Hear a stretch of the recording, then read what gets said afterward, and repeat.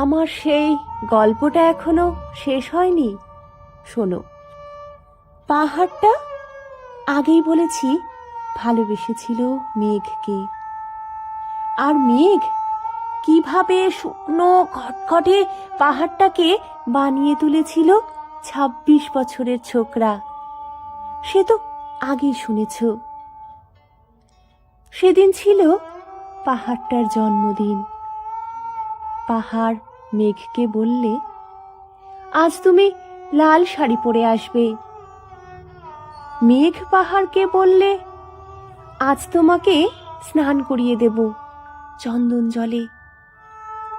ভালোবাসলে নারীরা হয়ে যায় নরম নদী, পুরুষেরা জ্বলন্ত কাঠ। সেইভাবেই মেঘ ছিল পাহাড়ের আলিঙ্গনের আগুনে, পাহাড় ছিল মেঘের ঢেউ জলে। হঠাৎ আকাশ জুড়ে বেজে উঠল ঝড়ের জগঝম্প। ঝাঁকড়া চুল উড়িয়ে ছিনতাইয়ের ভঙ্গিতে ছুটে এলো এক ঝাঁক হাওয়া। মেঘের আঁচলে টান মেরে বললে, ওঠ ছুরি, তোর বিয়ে। এখনো শেষ হয়নি গল্পটা।